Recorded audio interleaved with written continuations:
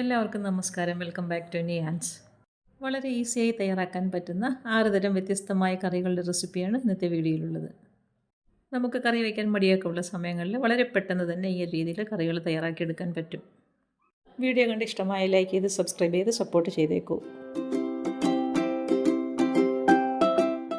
ആദ്യം തയ്യാറാക്കുന്നത് ഒരു തോരനാണ്. ഉള്ളിത്തണ്ടും ക്യാരറ്റും കൂടിയിട്ടുള്ള തോരനാണ്. അപ്പോൾ തണ്ട് നന്നായിട്ട് കഴുകി വൃത്തിയാക്കിയതിന് ശേഷം ഈ ഒരു രീതിയിൽ വളരെ ചെറുതായിട്ട് അരിഞ്ഞെടുക്കാം. അരിഞ്ഞെടുത്തതിന് ശേഷം തോരൻ വയ്ക്കാനുള്ള പാത്രത്തിലേക്ക് മാറ്റി കൊടുക്കാം. ഇതിലേക്ക് ചേർത്ത് കൊടുക്കുന്നത് ഒരു ക്യാരറ്റാണ്. അത് നന്നായിട്ട് തൊലിയൊക്കെ കളഞ്ഞ് കഴുകി വൃത്തിയാക്കി എടുത്തിട്ടുണ്ട്. ഇതേപോലെ കനം കുറച്ച് നടുവേ ഒന്ന് കീറിയെടുക്കാം. അതിനുശേഷം വളരെ കനം കുറച്ച് തന്നെ ഈ ഒരു രീതിയിൽ അരിഞ്ഞെടുക്കാം. ഈ ഒരു രീതിയിൽ ക്യാരറ്റ് അരിഞ്ഞെടുത്തതിന് ശേഷം നേരത്തെ ഉള്ളിത്തണ്ടിട്ട് വെച്ചിരുന്ന പാത്രത്തിലേക്ക് അതും കൂടി ചേർത്ത് കൊടുക്കാം. ഇനി ഇതിലേക്ക് ചേർത്ത് കൊടുക്കേണ്ടത് സവാളയാണ്. ഒരു ചെറിയ സവാള ചെറുതായി അരിഞ്ഞതും ഒരു പച്ചമുളക് ചെറുതായി അരിഞ്ഞതും കുറച്ച് തേങ്ങ ചിരകിയതും കൂടി ഇട്ട് കൊടുക്കാം. പിന്നീട് അതിലേക്ക് ആവശ്യത്തിനുള്ള ഉപ്പും ചേർത്ത് കൊടുത്ത് കൈകൊണ്ട് നന്നായിട്ട് ഇതെല്ലാം കൂടി ഒന്ന് തിരുമ്മി യോജിപ്പിച്ചെടുക്കാം. തോരനൊക്കെ വെക്കുമ്പോൾ ഇങ്ങനെ എല്ലാം കൂടി കൈകൊണ്ട് തിരുമ്മി യോജിപ്പിച്ചെടുത്താൽ നല്ലൊരു ടേസ്റ്റാണ്. ഈ ഒരു രീതിയിൽ നന്നായിട്ട് തിരുമ്മിയതിന് ശേഷം ഇതിലേക്ക് കുറച്ച് വെള്ളം ഒന്ന് കുടഞ്ഞു കൊടുക്കാം. വെള്ളം കുടഞ്ഞു കൊടുത്തതിന് ശേഷം കൈ കൊണ്ട് തന്നെ എല്ലാം കൂടി നന്നായിട്ടൊന്ന് ഒതുക്കി വയ്ക്കാം. ഒതുക്കി വെച്ചിട്ട് മൂടി കൊണ്ട് അടച്ച് അടുപ്പിലേക്ക് വെച്ച് കൊടുത്ത് ഫ്ലെയിം സിമ്മിലാക്കിയതിന് ശേഷം വേവിച്ചെടുക്കാം. ഇപ്പോൾ തോരൻ നന്നായിട്ട് പരുവായി വന്നിട്ടുണ്ട്. ഈ ഒരു രീതിയിൽ നന്നായിട്ടൊന്ന് ഇളക്കി കൊടുക്കാം. അതിനുശേഷം ഇതിലേക്ക് വെളിച്ചെണ്ണ ഒഴിച്ചു കൊടുക്കാം. ഞാൻ പച്ച വെളിച്ചെണ്ണയാണ് ഒഴിച്ചു കൊടുക്കുന്നത്. നമുക്ക് താളിച്ച് വേണമെങ്കിൽ ഇതിലേക്ക് ചേർത്ത് കൊടുക്കാം. വെളിച്ചെണ്ണയും ചേർത്ത് കൊടുത്ത് വീണ്ടും നന്നായിട്ടൊന്ന് മിക്സ് ചെയ്ത് കൊടുക്കാം. അപ്പോൾ ഉള്ളിത്തണ്ട് ക്യാരറ്റ് തോരൻ റെഡിയായി കഴിഞ്ഞ് ഇനി അടുപ്പിൽ നിന്ന് മാറ്റി കൊടുക്കാം. അടുത്തത് നേന്ത്രക്കായും വൻപയറും കൊണ്ടുള്ളൊരു കറിയാണ്. അതിനുവേണ്ടി ഒരു നേന്ത്രക്കായ തൊലി കളഞ്ഞ് വൃത്തിയാക്കി എടുത്തിട്ടുണ്ട്. ഇതേപോലെ നടുവേ ഒന്ന് കീറിയതിന് ശേഷം അത്യാവശ്യം വലിയ പീസസ് ആയിട്ടൊന്ന് കട്ട് ചെയ്തെടുക്കാം. അപ്പോൾ വേവിക്കാനുള്ള പാത്രത്തിലേക്ക് തന്നെ ഇട്ട് കൊടുക്കുകയാണ്. ഇതേപോലെ ഒന്ന് കട്ട് ചെയ്ത് വെള്ളത്തിലേക്ക് ഇട്ട് കൊടുക്കാം. ഇനി അതിലേക്ക് ആവശ്യത്തിനുള്ള ഉപ്പ് ചേർത്ത് കൊടുക്കാം. അതേപോലെ തന്നെ ഒരു നുള്ളു മഞ്ഞൾപ്പൊടിയും ഒരു 1/4 ടീസ്പൂണോളം മുളക് പൊടിയും ചേർത്ത് കൊടുത്ത് നന്നായിട്ടൊന്ന് മിക്സ് ചെയ്ത് കൊടുത്ത് അടച്ച് വെച്ച് അടുപ്പിലേക്ക് വെച്ച് കൊടുത്ത് വേവിച്ചെടുക്കാം. അത് വേകാൻ വയ്ക്കുന്ന സമയത്ത് വൻപയർ വേവിച്ചെടുത്തിട്ടുണ്ട്. ഒരു 1/4 കപ്പ് വൻപയറാണ് വേവിച്ചെടുത്തിരിക്കുന്നത്. അത് മാറ്റി വയ്ക്കാം. ഇനി തേങ്ങ അരച്ചെടുക്കാം. അപ്പം ഒരു അരക്കപ്പോളം തേങ്ങ മിക്സിയുടെ ജാറിലേക്ക് ഇട്ട് കൊടുക്കാം. ഒരു 1/4 ടീസ്പൂൺ ജീരകവും 3-4 വെളുത്തുള്ളിയും അരയ്ക്കാൻ ആവശ്യമുള്ള വെള്ളവും ചേർത്ത് നമ്മൾ അവിയലിനൊക്കെ അരയ്ക്കുന്ന ആ ഒരു പരുവത്തിൽ അരച്ചെടുക്കാം. ഇപ്പോൾ വേകാൻ വെച്ചിരുന്ന നന്നായിട്ട് വെന്ത് വന്നിട്ടുണ്ട്. ആ സമയത്ത് നമുക്ക് കുക്കറിനകത്ത് വേവിച്ച് വെച്ചിരിക്കുന്ന വൻപയർ വെള്ളത്തോടെ തന്നെ ഇതിലേക്ക് ഒഴിച്ചു കൊടുക്കാം. ഉപ്പും കുറച്ചുകൂടി ഇട്ട് കൊടുക്കാം. നമ്മൾ പയറിന് ഉപ്പ് ചേർത്തിട്ടില്ലായിരുന്നു. ഉപ്പും ചേർത്ത് കൊടുത്ത് നന്നായിട്ട് മിക്സ് ചെയ്ത് കൊടുത്ത് മൂടി വയ്ക്കാം. ഏകദേശം 1 മിനിറ്റോളം പയറും കായും കൂടി ഒന്നുകൂടി ആ വെള്ളത്തിൽ കിടന്നൊന്ന് വെന്ത് വരട്ടെ. ഇനി നമുക്കിതിലേക്ക് അരച്ച് വെച്ചിരിക്കുന്ന അരപ്പ് ചേർത്ത് കൊടുക്കാം. അരപ്പും ചേർത്ത് കൊടുത്ത് കുറച്ച് വെള്ളം കൂടി ഇതിലേക്ക് മിക്സിയുടെ ജാറിലൊഴിച്ച് ഇതിലേക്ക് ചേർത്ത് കൊടുക്കാം.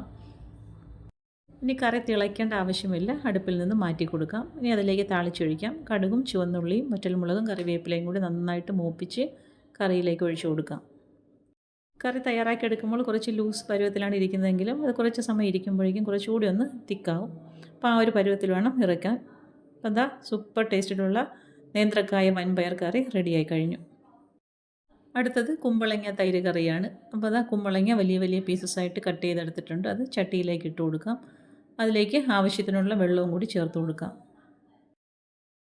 വെള്ളം ചേർത്ത് കൊടുത്തതിന് ശേഷം അതിലേക്ക് 1/2 ടീസ്പൂൺ മുളക് പൊടിയും 1/4 ടീസ്പൂൺ മഞ്ഞൾപ്പൊടിയും 2 പച്ചമുളകും ആവശ്യത്തിനുള്ള ഉപ്പും ചേർത്ത് കൊടുക്കാം. എന്നിട്ട് നന്നായിട്ടൊന്ന് മിക്സ് ചെയ്ത് കൊടുക്കാം. ഇനി മൂടി വെച്ച് അടുപ്പിലേക്ക് വെച്ച് കൊടുത്ത് വേവിച്ചെടുക്കാം. അത് വേകുന്ന സമയം കൊണ്ട് അരപ്പ് തയ്യാറാക്കിയെടുക്കാം. മിക്സിയുടെ ജാറിലേക്ക് തേങ്ങ ചിരകിയത് ചേർത്ത് കൊടുക്കാം. ഇനി അതിലേക്ക് ഒരു 1/4 ടീസ്പൂൺ മുളക് പൊടിയും ഒരു നുള്ളു മഞ്ഞൾപ്പൊടിയും 1/4 ടീസ്പൂൺ ജീരകവും 3-4 ചുവന്നുള്ളിയും 2 ടേബിൾ സ്പൂൺ തൈരും കൂടി ചേർത്ത് കൊടുത്ത് നന്നായിട്ടൊന്ന് അരച്ചെടുക്കാം. തൈര് ചേർത്ത് കൊടുക്കുമ്പോൾ ഒരുപാട് പുളിയുള്ള തൈര് ചേർക്കേണ്ട. അപ്പം ഇപ്പോൾ വേകാൻ വെച്ചിരുന്ന കഷ്ണങ്ങൾ നന്നായിട്ട് വെന്ത് വന്നിട്ടുണ്ട്. ഈ ഒരു സമയമാകുമ്പോഴേക്കും നമ്മൾ തയ്യാറാക്കി വെച്ചിരിക്കുന്ന അരപ്പും കൂടി ഇതിലേക്ക് ചേർത്ത് കൊടുക്കാം. ഉപ്പും ചേർത്ത് കൊടുത്തതിന് ശേഷം ആവശ്യത്തിനുള്ള വെള്ളവും കൂടി ഇതിലേക്ക് ചേർത്ത് കൊടുക്കാം. ഇനി നന്നായിട്ടൊന്ന് മിക്സ് ചെയ്ത് കൊടുക്കാം. ഈ സമയത്ത് ഉപ്പ് നോക്കിയിട്ട് ഉപ്പ് ഉണ്ടെന്നുണ്ടെങ്കിൽ അതും കൂടി ചേർത്ത് കൊടുക്കാം. ഉപ്പും ചേർത്ത് കൊടുത്തിട്ട് നന്നായിട്ട് വീണ്ടും ഒന്നുകൂടി ഒന്ന് മിക്സ് ചെയ്ത് കൊടുക്കാം. ഇനി ഇതിലേക്കൊന്ന് താളിച്ച് കൊടുക്കാം. അപ്പോൾ വെളിച്ചെണ്ണ ഒഴിച്ച് കടുവും വറ്റൽമുളകും ചുവന്നുള്ളിയും കറിവേപ്പിലയും കൂടി നന്നായിട്ട് മൂപ്പിച്ച് കറിയിലേക്ക് ഒഴിച്ചു കൊടുക്കാം. അപ്പോൾ സൂപ്പർ ടേസ്റ്റിലുള്ള കുമ്പളങ്ങ തൈര് കറി റെഡിയായി കഴിഞ്ഞു. താളിച്ചത് ഒഴിച്ചു കൊടുത്തതിന് ശേഷം എല്ലാം കൂടി നന്നായിട്ടൊന്ന് മിക്സ് ചെയ്ത് കൊടുക്കാം. അപ്പം വളരെ ഈസി ആയിട്ട് തന്നെ ഈ ഒരു കുമ്പളങ്ങ തൈര് കറി തയ്യാറാക്കാൻ പറ്റും. ഈ ഒരു സിമ്പിൾ ഒഴിച്ചുകറി കൂട്ടി ചോറിനാൻ നല്ല ടേസ്റ്റാണ്. അടുത്തത് ഈസിയായിട്ട് തയ്യാറാക്കാൻ പറ്റിയ മുട്ട രസമാണ്. അതിന് വേണ്ടി ഒരു 8 വെളുത്തുള്ളിയും 8 ചുവന്നുള്ളിയും ഒരു 1/4 ടീസ്പൂൺ ജീരകവും കൂടി മിക്സിയുടെ ജാറിലേക്ക് ഇട്ട് കൊടുത്തൊന്ന് നന്നായിട്ടൊന്ന് ചതച്ചെടുക്കാം. ഇതാ ഈ ഒരു രീതിയിൽ ചതച്ചെടുത്തിട്ടുണ്ട്. ഇനി നമ്മൾ കുറച്ച് പുളി ഒരു പാത്രത്തിലേക്ക് ഇട്ട് കൊടുത്ത് അതിലേക്ക് വെള്ളം ഒഴിച്ചു കൊടുത്ത് ഒന്ന് കുതിരാൻ വേണ്ടി മാറ്റി വയ്ക്കാം. ഇനി ഒരു പാത്രം അടുപ്പിലേക്ക് വെച്ച് കൊടുത്ത് വെളിച്ചെണ്ണ ഒഴിച്ചു കൊടുത്ത് കടുകും കറിവേപ്പിലയും കൂടി ഒന്ന് പൊട്ടിച്ചെടുക്കാം. അത് പൊട്ടി വരുമ്പോൾ അതിലേക്ക് കുറച്ച് ചുവന്നുള്ളി ഇട്ട് കൊടുത്ത് നന്നായിട്ടൊന്ന് മൂപ്പിച്ചെടുക്കാം. അതെല്ലാം കൂടി മൂത്ത് വരുമ്പോൾ ചതച്ച് വെച്ചിരിക്കുന്നത് ഇതിലേക്ക് ഇട്ട് കൊടുത്ത് നന്നായിട്ടൊന്ന് മൂപ്പിച്ചെടുക്കാം. ഇപ്പോൾ അത് ചേർത്ത് കൊടുത്തെല്ലാം നന്നായിട്ട് മൂത്ത് വന്നിട്ടുണ്ട്. ഇനി ഇതിലേക്ക് 1 ടീസ്പൂൺ മല്ലിപ്പൊടിയും 1/4 ടീസ്പൂൺ മഞ്ഞൾപ്പൊടിയും 1 ടീസ്പൂൺ കുരുമുളക് പൊടിയും 1/2 ടീസ്പൂൺ കായപ്പൊടിയും കൂടി ചേർത്ത് കൊടുക്കാം. ഇനി എല്ലാം കൂടി നന്നായിട്ട് വീണ്ടും ഒന്ന് ഇളക്കി കൊടുക്കാം.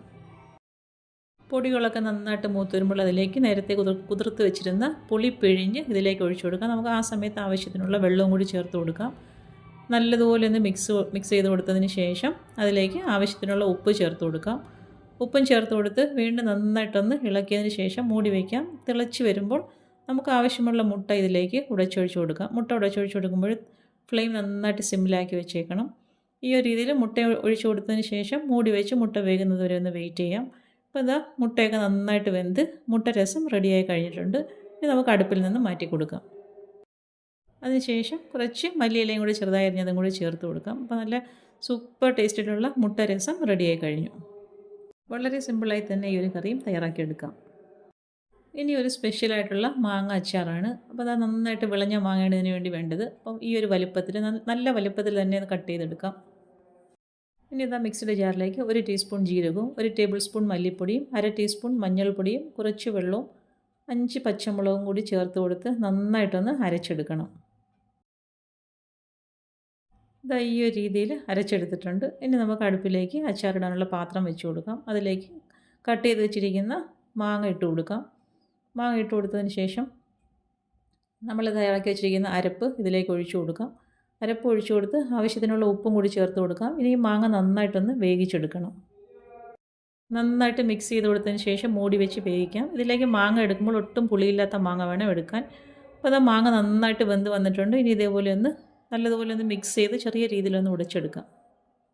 ഇനി വേവിച്ച മാങ്ങ മാറ്റിയതിന് ശേഷം അതേ പാത്രത്തിൽ തന്നെ കുറച്ച് നല്ലെണ്ണ ഒഴിച്ചു കൊടുക്കാം. അതിലേക്ക് കടുകും കറിവേപ്പിലയും കുറച്ച് വെളുത്തുള്ളിയും കുറച്ച് ഇഞ്ചി ചെറുതായി അരിഞ്ഞതും കൂടി ഇട്ട് കൊടുക്കാം.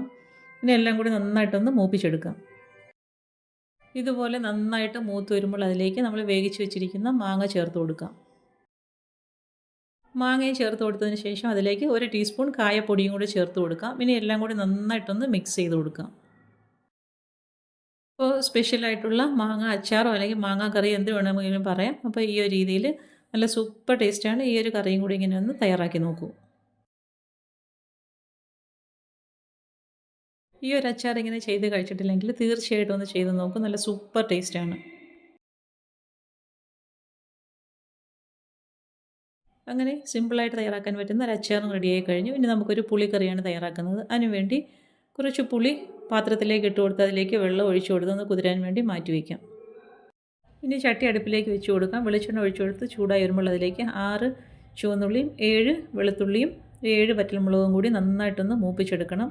ചെറുതായിട്ടൊന്ന് മൂത്ത് വരുന്ന സമയത്ത് അതിലേക്ക് കുറച്ച് കറിവേപ്പിലയും കൂടി ചേർത്ത് കൊടുക്കാം. ഇനി ഇതെല്ലാം കൂടി നല്ലപോലെ ഒന്ന് മൂത്ത് കളർ മാറി വരണം. നമുക്ക് കൈ വെച്ചൊന്ന് ഞെരടി ചേർക്കാനുള്ളതാണ്. അപ്പോൾ അതാ ഈ ഒരു രീതിയിൽ നന്നായിട്ട് മൂത്ത് വരണം. അതിലേക്ക് 1/2 ടീസ്പൂൺ കുരുമുളക് പൊടിയും 1/4 ടീസ്പൂൺ മഞ്ഞൾപ്പൊടിയും കൂടി ചേർത്ത് കൊടുക്കാം. ഇനി ഫ്ലെയിം ഓഫ് ചെയ്തിട്ട് തണുക്കാൻ വേണ്ടി മാറ്റി വയ്ക്കാം. ഇപ്പോൾ അതാ മൂത്തതെല്ലാം നന്നായിട്ട് തണുത്ത് വന്നിട്ടുണ്ട്. ഇതേപോലെ കൈ കൊണ്ട് തന്നെ നല്ലതുപോലെ ഒന്ന് ഞെരടി യോജിപ്പിച്ച് കൊടുക്കണം. ഇനി നമുക്ക് എടുത്ത് വെച്ചിരിക്കുന്ന പുളി പിഴിഞ്ഞ് ഇതിലേക്ക് പുളി വെള്ളം ഒഴിച്ചു കൊടുക്കാം. പിന്നീട് ആവശ്യത്തിനുള്ള വെള്ളവും കൂടി ഇതിലേക്ക് ചേർത്ത് കൊടുക്കണം. അപ്പോൾ എന്താ പുളി ഇതിലേക്ക് ഒഴിച്ചു കൊടുക്കാം. ഒഴിച്ചു കൊടുത്തിട്ട് കൊത്തൊക്കെ അങ്ങ് മാറ്റിക്കളയാം. ഇനി നമുക്ക് ആവശ്യത്തിനുള്ള വെള്ളവും കൂടി ചേർത്ത് കൊടുക്കാം. വെള്ളം ചേർത്ത് കൊടുത്തതിന് ശേഷം ഇതിലേക്ക് ആവശ്യത്തിനുള്ള ഉപ്പും കൂടി ചേർത്ത് കൊടുക്കണം. ഉപ്പും ചേർത്ത് കൊടുത്ത് നന്നായിട്ടൊന്ന് മിക്സ് ചെയ്ത് കൊടുക്കാം. മിക്സ് ചെയ്ത് കൊടുത്തതിന് ശേഷം അടച്ചു വെച്ച് തിളപ്പിച്ചെടുക്കാം. ഇപ്പോൾ ഇതാ പുളിവെള്ളം നന്നായിട്ട് തിളച്ച് വന്നിട്ടുണ്ട്. ഈ ഒരു സമയമാകുമ്പോഴേക്കും ഫ്ലെയിം ഓഫ് ചെയ്ത് കൊടുക്കാം. ഇനി നമുക്കിതിലേക്ക് മല്ലിയില വേണമെങ്കിൽ ചെറുതായിട്ട് അരിഞ്ഞ മല്ലിയിലയും കൂടി ചേർത്ത് കൊടുക്കാം. വളരെ ഈസി ആയിട്ട് തന്നെ ഈ ഒരു പുളിങ്കറി റെഡിയാക്കി എടുക്കാം. ചോറിനൂടെ കഴിക്കാൻ നല്ലതാണ്. അപ്പോൾ ഇതും കൂടി ഈ ഒരു രീതിയിലൊന്ന് തയ്യാറാക്കി നോക്കൂ. അപ്പോൾ ഈസിയായിട്ട് തയ്യാറാക്കാൻ പറ്റിയ ഈ 6 കറികളും എല്ലാവർക്കും ഇഷ്ടമായെന്ന് വിചാരിക്കുന്നു.